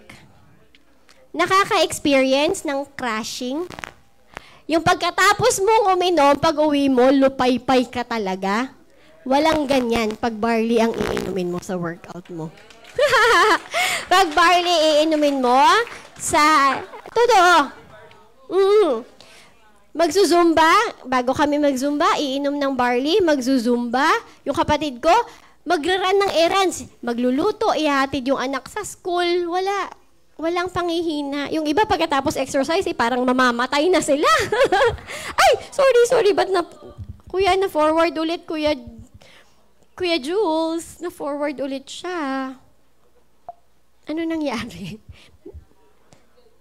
Ay, 9:00 na pala. Pwede ba hanggang 12:00 tayo? Joke. Ayan na, patapos na ako. Ayan. Next. Anti-diabetic elements like beta-glucan. Actually, madami siya. Hindi ko na sinabi lahat kasi para simplified. Normalize blood sugar, balances blood pressure, and aids in unhealthy craving, which helps with obesity issues. Ayan. When you're hungry, everybody say it, when you're hungry, drink barley. Hindi po all that. Sino po ba dito yung laging gutom? Ayan. Isa lang yung honest, dalawa lang. Again, gusto ko makita ng mga honest dito. Oo. Sino yung laging gutom? Ay, yung mga magla-live, pakita nyo na nagre-raise kayo ng hand. Okay, ganito po yon. Pag medyo may issues ka na sa health mo ngayon, medyo lumalaki ka na, kasi hindi ka naman dati ganyan kalaki, pag medyo lumalaki na, and lagi kang gutom, actually, always hungry is a sign of baka pre-diabetic ka na. Sobrang taas ng sugar, biglang magka-crash. Nanonotice nyo yung mga unli-unli rice? Kumain ka, 2 to 3 hours, gutom ka pa din ulit. Diba? So, dapat, when you eat, sige, when you're hungry muna, when you're hungry. When you're hungry, first muna, kunyari, nakainom ka na ng barley sa umaga. Ay, affected ba siya sa shake ko ng kamay ko? Saglit. Kunyari, nakadrink ka na ng 2 sachets mo noon na budget sa umaga. Pag dating ng afternoon, di ba, snacks, 10 o'clock, break time, 12, 3 o'clock, tapos pagkahapon, pagkagabi, pagka-midnight snack, grabe. Dati ganyan kami, 6 to 8 times a day kami kumakain before. Kasi ang saya kumain. So, pag inom mo na kunyari sa umaga, tapos in the afternoon, hungry, feeling hungry ka, first, drink water. You may not be hungry. Baka thirsty ka lang. So, kapag na-address mo yung thirst ng body mo, tapos after, let's say, 15-20 minutes, gutom ka pa din, drink barley. Try mo uminom ng barley. Kasi, baka nutrient deficient ka. Ang body kasi natin, hindi ka naman kakalabitin, di ba? Ate, kailangan ko ng potassium. Kailangan ko, sa dami ng nutrients na kailangan ng body natin, lahat ng senyales niya is hunger. So ngayon, kapag kailangan ng body mo ng potassium, tapos nasa grocery ka, ang kinain mo agad yung mga chips. Kasi gutom ka, di ba? So ang chips ba nakakatanggal ng gutom? Parang. Pero may feeling ka na okay ka na kasi nakakain na ako. O di kaya yung mga drive-thru, mga ganyan na food. May kaibigan ako, drive-thru siya lagi kasi busy siya masyado. Ngayon, walang potassium yun. Walang magnesium yun. Walang nutrients yun. Yung mga empty calories, we call them, processed foods, halos wala pong nutrients yun. Again, they look like food, but they're not food. So kapag hindi po yan real food, wala pong masyadong nutrients. Halos talagang wala talagang nutrients yan. Pangpapuno lang ng tiyan. So yung body mo, nang hihingi siya ng nutrients. Binigyan mo siya ng empty. So mangungulit siya. Maya-maya, gutom talaga ako eh. Kasi nung na-digest na yung pagkain mo, walang pumunta sa liver mo, sa kidney mo, walang sustansya. Lahat excess. Poison pa. Toxic pa, di ba? So, mangungulit uli siya. Ngayon, since na-deplete ka ng potassium, naging 2 na. Kasi, kinulang ka na din kung ano yung kailangan ng body na potassium plus, kunyari, pati magnesium mo bumaba, pati calcium mo bumaba na. So, magiging hungry ka talaga ulit. And your body will ask for more. So, gutom ka na naman. Inom tayo soft drinks kasi mainit. Tapos uminom ka, syempre, akala mo na naman, busog ka na. And the cycle goes on and on. So, kapag gutom ka, try to drink water, especially if you want to lose weight. If hindi masatisfy, kasi thirsty ka pa din, so gutom ka pa din, hunger signs will still be there, try to drink barley. Pag hindi talaga, after an hour, then you eat. And when you eat jerf. Everybody say jerf. Letter J, letter E, letter R, letter F. Just eat real food. Again, everybody, ano ibig sabihin ng jerf? Ang cereal po ba, real food? No. It looks like food, but it's not. But most of the parents, that's what we give our children before they go to school.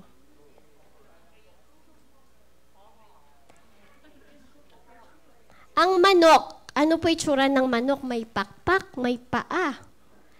Yung binibili nating square, ang shape ng manok, malamang. Pinapangalanan talaga. Alam mo talaga ako makain eh. Kung totoo man, kung meron man siya, kakaperanggot lang talaga. Kaya mas maganda, kayo po yung magluto sa bahay. Mas mabibigyan nyo ng sustansya yung mga bata. I understand that in our modern world, where we are all busy, iisipin natin agad, imposible. Ang hirap eh. Kaya lang, choose your heart. Choose your heart. Saan po ba mas mahirap ang magluto or mag-alaga ng may sakit? Magluto na lang tayo sa bahay. Okay? Next. Ayan pa pala. Barley helps you sleep better and has GABA. GABA is a neurotransmitter in the brain. It helps with relaxation. Better sleep means better repair of our cells. Okay? So, realistic, okay? Realistic tayo.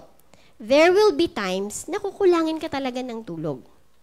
Kapag humahataw ka, kapag kailangan mo nang ma-reach yung specific target, pag may deadline ka sa office, realistic yan. Nagkakaroon talaga tayo ng moments na kulang yung tulog. Personally, ako po, pag nagpe-prepare ako for the training, my brain works better at night. Kasi sa gabi, 3 anak ko, di ba? 3 mama po yung natatanggal. Mama. Di ba? May business center po ako. May mga kinu-coach ako. May asawa, may kapatid, may kapamilya. So lahat po sila gising sa umaga. So yung utak ko, syempre nagtatrabaho ka, di ba? Kung kailan na deep ka na dun sa ginagawa mo, magre-ring yung telepono, kailangan mag-deposit sa bangko, so napuputol yung momentum. So sa gabi po ako nagtatrabaho. So I work at night and then the next day, hindi complete yung tulog ko. Barley helps me a lot. Bago po ako matulog, pag magpupuyat ako, I drink 2 sachets. So preparing for this or coming here, 2 sachets ako in the morning. Bago po ako matulog, especially pag nagpuyat ako, another 2 sachets ako. And the moment I wake up, another 2 sachets po ako. Pero hindi pwedeng lifetime, ganyan. Certain times lang. You listen to your body kasi sasabihin naman talaga ng katawan mo pag you've had too much na. Pag kailangan mo na talaga ng pahinga. Okay? So, as much as possible, mga 2-3 days na pagpupuyat, pwede pa, na napansin ko yan, na pwede pang makatulong si barley. I increase my dosage. But that's for me. I don't know for you. But, it has helped me that way. Pero, after ng 2 or 3 days, kailangan ko po talaga ng deep sleep. Kasi doon tayo sa deep sleep, nagkakaroon ng pagdi-detox na process. Yung pagtatapon ng basura ng katawan natin, doon po siya sa deep sleep. So, barley helps us sleep better. Rich in chlorophyll. Diba, elementary pa tayo? Alam na natin to. Ano ba ang chlorophyll, mga anak? Students, ano ba yung chlorophyll? Ha? Ano odor? Chlorine po yun! Chlorophyll. Ano po yung chlorophyll? Anong nagbibigay ng kulay? Anong kulay? Yung plants po, kung tayo may dugo, yung plants po natin, ang dugo nila ay chlorophyll. And yung chlorophyll is almost pareho ng dugo natin. Kaya buhay po ang berde. It's life. That's the lifeblood of the plants. And sa ating mga humans, chlorophyll matches with our blood. And it helps certain kinds of iron deficiency. Diba kanina? Iron deficiency, anemia, and other blood disorders that have low red blood cell counts. Dati po, mayroon akong call center na client. 2 weeks po siyang pinagpa-leave kasi anemic siya. So, nag-iron supplement po siya. After 2 weeks, bumalik siya, anemic pa din siya. So, narinig daw niya na mataas yung maganda ang barley sa blood. So, pumunta siya sa akin, nagtanong. Pinainom ko po siya, pero 2 muna, and then after a day, ginawa namin, nag-maximum po siya ng 6 within 2 weeks. In-stop niya po yung iron. Kasi 2 weeks yung binibigay. Kapag anemic pa din, pinag-leave pa siya, 2 weeks pa din. So, after 2 weeks na nag-barley siya, tumaas na po yung hemoglobin. Tumaas na po yung lab test niya. Nag-normal na. So, bumalik na siya sa work. So, ang binibentahan niya talaga ngayon, yung mga call center agents. Kailangan po talaga ng mga call center agents natin. Target na naman, target lock. May ganon. And, para din makatulong din sa inyo, pag matutulog kayo, let's say, work nyo sa gabi, sa umaga po, maglagay kayo. Pag wala kayo ng pang-cover sa eyes, face mask yung ginagawa ng eBay. Yung sa anak ko, ginagamit niya. Yung pang-ganon ko, pag naghilamos ako, yun yung nilalagay niya dito. Pag kunyari, may ilaw pa, nagliligpit pa ako, gusto niya siyang matulog. Kasi kapag madilim po, dyan po yung nagpo-produce yung ating body ng... Ano? Tama! Melatonin. Yan. It gets produced only if it's dark. Kaya pag tulog ka, pag sa umaga, disturb po yung production ng melatonin natin. So mag-cover ka. Kasi dapat talaga, alam ng body natin talaga kung kailan niya ipoproduce sa mga bagay-bagay. Kasi again, God made our body so amazing. Grabe. Ay nako, parang naalala ko tuloy yung isang lecture namin na yung katawan natin has more than 200 cells. And yung isang cell ng katawan natin para siyang computer. So never be afraid that computers will replace human. Isang computer, isang katawan natin, 200 plus cells. Every cell is like a computer. Grabe, so parang meron kang 200 plus na computer sa loob ng katawan mo. Ganyang ka-high-tech. Totoo. Okay? Next. Ito, galing po ito sa medical journal na Preventive and Therapeutic Role of Functional Ingredients of Barley Grass for Chronic Disease in Human Beings. Barley grass powder is the best functional food that provides nutrition and eliminates toxins from cells in the human body, human beings. Documented po yan. Hindi po yan kathang isip. Diba? So, kung nanood ka sa training na to, tapos hindi ka pa umiinom ng barley, ewan ko na lang talaga sa'yo. Totoo. Totoo. Ay, kami, 2017. So, that's 6 years. Barley helps supply the body with vitamins, minerals, amino acids, and enzymes that benefits the human body from womb to tomb. Kahit bago ka mabuntis, buntis, after, from womb to tomb. Para sa Japanese na employer namin before, from womb to tomb. TOMB dapat yan. Antok lang yung nag-type joke. TOMB po yan. Helps prevent chronic disease and helps the sick body recover from many other health concerns. Notice the word help. I don't use the word cure because it is the job of your body to heal itself. Barley helps. Okay? Barley helps. Everybody say, barley helps. Yan po ibig sabihin sa box natin na no therapeutic claims. Huwag po nating i-claim. Kasi, yes, it helps over time. Kasi ang katawan natin, the moment you clean it up, you give it the right nutrients, enough nutrients na hindi siya magsa-starve, kayang-kaya niya yung sarili niyang pagalingin talaga. Okay? Yan. So, again, everybody, can you please read with me?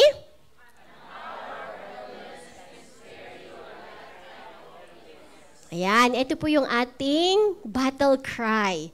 So everybody, please take time to take care of yourself. Drinking barley is taking care of yourself. Makalimutan mo na ibang bagay, huwag yung pag-inom ng barley dapat. It's a form of self-care.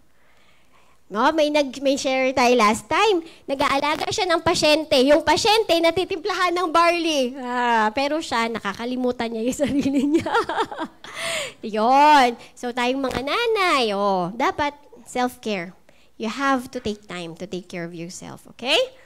Yan. So, pwede po mahingin ng aha moment. Kasi kanina, madami ako narinig ng Yan. Sige. Mens, i-request kita, Mens. Pwede ka pong mag-share ng aha moment.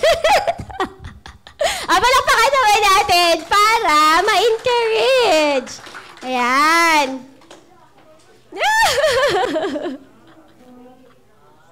Ayan. Palakpakan. Pa-continue nyo po yung palakpak para pakita natin yung magandang mukha. Nakita ko. Sige, Mens. Bakit? Ninja yung aking ngayon.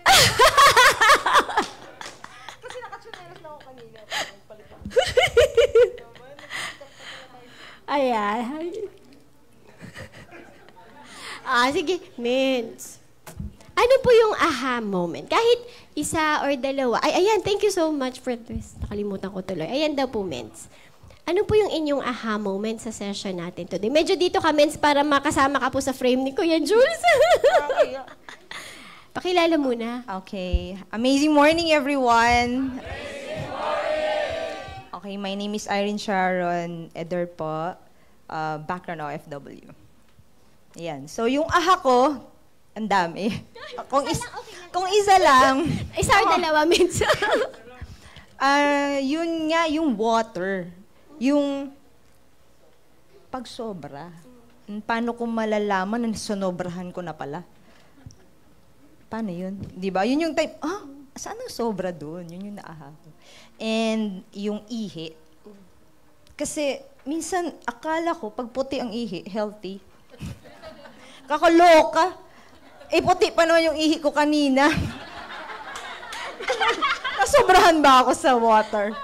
Ayun. So parang, naaha ako doon. Amazed ako doon. And then, yung barley naman, yung sa understanding about chlorophyll.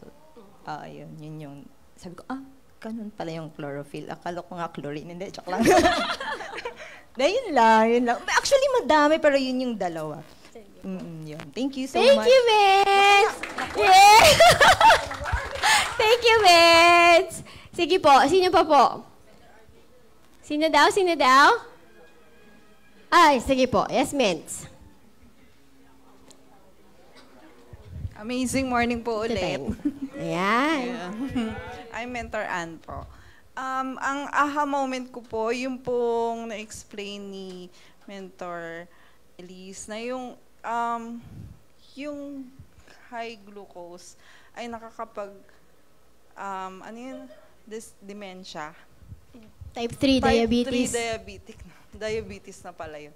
Parang, yun yung aha ko na, okay. Kaya pala, yung yung isa rin pala yan sa cause. Tapos, type 3 na siya kagad, diba? Hindi man lang type 1 or type 2, 3 kagad. Yun na pala yun. Tapos yung pong yung, pa ba? Kalimutan ko yung isa. Yung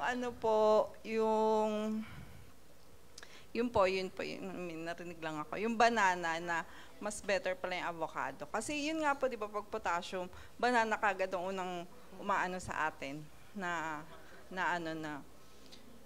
ano ba to? Yun, yung pag nangihina, banana kagad. Yun na lang po kasi nakalimutan ko. Kulang ako sa Sige, Vince. Thank you! Thank you po. Usually, kaya naman po banana agad-agad yung sinasabi kasi mura po siya. Tapos mas available po, di ba? Ang avocado, mas rare, mas rare po siya and mas a bit costly. Kaya lang syempre, kung iisipin mo naman yung benefits niya, the avocado gives you the potassium and the vitamins without the sipa. Nutrients po talaga yung binibigay niya. It even gives you healthy fats, which food for the brain din yung healthy fats. Sige po. Avocado. Ay, kahit anong time po. Oo, okay lang. Kahit na empty stomach, okay lang din. Let's say, kung kunyari, ginutom ka sa gabi, di ba? Pwede nga mag-avocado. Okay lang siya. Nalala mo na! Balik! Palakpakan ulit! Eto na. Yung too much water can keep you dehydrated. Means, yun, iba yun. Yun po yung big aha ko talaga na, di ba, parang pag dehydrated ka, automatic, nasa isip mo kagad, inom kang tubig. Pero there's certain limit pala. Yun po. Okay, sige po. Thank you. 1.5 to 2 liters kapag normal built and 2 to 3 kapag heavy built and at the same time pag mas madami kang, kahit na normal built ka pero grabe ka naman mag-sports, grabe ka mag-exercise, then you drink more. Okay? Sige po. Dalawang babae, lalaki naman. Ayan, tinutulak ko. Sige na, Mens, huwag ka na pong mahiya. Ay, ikaw, lalaki naman, Mens, lalaki. Ayan. Palakpakan natin. Alam nyo, pag nag-volunteer, it takes a lot of courage to volunteer. Diba? Sige po, Mens, ito po. Amazing morning, pakilala po muna. Amazing morning, my name is Raymore Magbanwa po. Ayan, from South Cotabato. Ano po, Mens, yung aha moment ko po, Mens, yung sa fruits po, yung maraming, yung una, yung sa sugar, yung marami palang pangalan yung sugar, no? So, dalawa pa lang yung na-reveal. May assignment pa. So, tapos yung sa, hindi, akala ko po dati is okay lang po na palakain tayo ng prutas, pero pag sobra pala hindi naman siya okay kasi may fructose siya na yung sugar na hindi rin maganda sa health natin. So, yun lang po, Mens. Sige po. Salamat. Thank you for sharing. Ayan. So, yun, ulit. Kung kakain ka din naman ng saging, minsan kasi, yung kinakain pa din natin yung sobrang ripe. 'Di ba? Try mo yung medyo hindi pa masyadong ripe. Yung medyo Ilonggo, upload. Mapakla pa ng konti. Yun, hindi pa masyadong matamis, di ba? Or tapos, wag yung isang buong sipi. Yung ganon, pag nakakain talaga, pinapapak eh. Wag po, oo. Kinalagay pa sa kanin. Oo, dati sa amin, nilalagyan ko pa yan ng condensed milk, sinasawsaw. Hindi kaya pinapabudbudan itong ganon. Dati, ganyan po ako kumain. Opo. Mag-volunteer ka, Mens? Mag-share ka po? Ayan! Palakpakan! Sige po! Amazing morning po. I'm JM De Lara po. So, ang moment ko sa discussion po kanina, yung tipong paggutom po. Minsan, nagiging normal talaga na pag may gagawin sa fast food dadaan or kakain ng panlaman tiyan, tapos wala palang nutrients. So, mas better talaga kung gutom, tubig muna, and kung may baong barley muna. And number 2 po, yung asin. Kung ikaw ay dehydration, sumasakit ulo mo, pwede pala yun na asin tapos tubig po. And lastly po, yung wag tayo mag-settle sa standard knowledge natin. Na minsan akala natin, ito pala yung okay. Tapos ngayon na-open tayo na, hindi pala, totoo yun. Na minsan parang okay yun nga, puro saging okay yan, pero hindi pala madalas, kumbaga mas matataas yung sugar. So, yun po, sobrang daming learning. Thank you po. Mens, may tanong ako. Ilang kutsara ng asin po? Ano po, yung ganun lang. Yeah, yung tikim lang. Thank you! Thank you po! Yan! Regarding sa banana, anong klaseng banana? Halos, opo. Halos po lahat ng banana. Mataas po talaga. Okay? Tawagin ko lang po ulit yung nag-sharer natin today. Meron po akong ibibigay sa inyo. Ayan. Mens, ikaw meron ka na nung pin last time? Ay, so hindi na kita bibigyan. Ayan! Meron po. O, pakita mo, Mens, yung pin mo. Kasi nag-share po siya last time. Yan. So, okay. So, bibigyan ko po kayo, mga Mens. Pinagawa ko po talaga to for this. Sana maging reminder to sa inyo na kada buwan, babalik kayo. Pag may pin ka na, bawal ka namin sumabsent. Sige po, palakpakan po natin yung mga nag-share. Mens, punta po kayo dito, Mens. Please. Pati pala yung kahapon. Mentor Marlon, nabigyan ka na ba nito nung last time? Meron ka na din? Sige. Sige, Mens, punta po kayo. Sige po. Ayan. Ay, ikaw kahapon. Sino po yung nag-share kahapon? Punta po kayo dito. Thank you for sharing. Ayan. So, kahapon po ba? Sino po yung nag-share? Ikaw din? Pati yung nag-tee up sa akin. Mens, punta ka din. Pero bawal kang umabsent next month. I-check attendance eh. Thank you po. Ayan. Sige, picture muna tayo. Ay, oo! Yung nag-share. Nag-share po pala. Mama niyo po. Ay, sino po yung nag-share kahapon? Siya po si sir. Saan? Yung naka-block. Meron na po siya. Nabigyan na siya ng last time. Sino pa po ba? Wala na? Sige. Picture muna tayo. Sino po ba, Mens? Pwede pa picture. Ay, kasama ka eh. Kasama ka, Mens. Mens, baba natin to, please. Ay, yoga names. Thank you.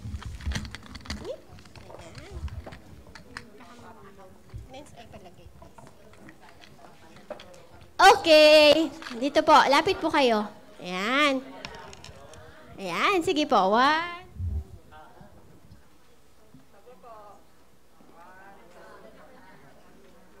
Okay. Talagang heart eh. Ayan. Sige. Thank you. Thank you for sharing. Next month, mabalik? Babawiin ko po yan pag umabsent kayo. Ayun, sige. So, thank you for sharing. Importante po kasi yung nag-share yung mga learnings kasi actually, the moment you share, you learn twice. Kasi nare-repeat mo sa sarili mo yung natutunan mo. Pag uwi mo sa mamaya, sa bahay nyo, pero dapat nag-take notes. Meron. Para pag nag-share kayo ng nag-share, nadodoble yung learning nyo. Kaya ako, gustong-gusto ko talagang nagtuturo. Hindi po ako teacher by background. ECE po ako. Electronics and Communications Engineer. ECE po ako, pero tuwang-tuwa po akong nagtiteach kasi it makes me learn twice. It benefits you when you teach. Okay? Sige, thank you for sharing. Ito, dear friend, I pray that you may enjoy good health and that all may go well with you, even as your soul is getting along well. Okay? So, ito, NIV na version. Ito po yung verse, simula lang nag-start ako ng year 2000, tumatak po ito sa akin. Now, may we enjoy good health in all dimensions of pagkatao natin, even as your soul prospers. Okay? So, ayan, tapos na pala, nag-question na sila. Ayan, so I am Mentor Elise, and I am worldwide. To God be the glory. Thank you! Yes, picture. Ay, yung mga naka-orange, yung mga naka-color of the year, yung orange, medyo peach, sa harapan po kayo para medyo may theme. Oh!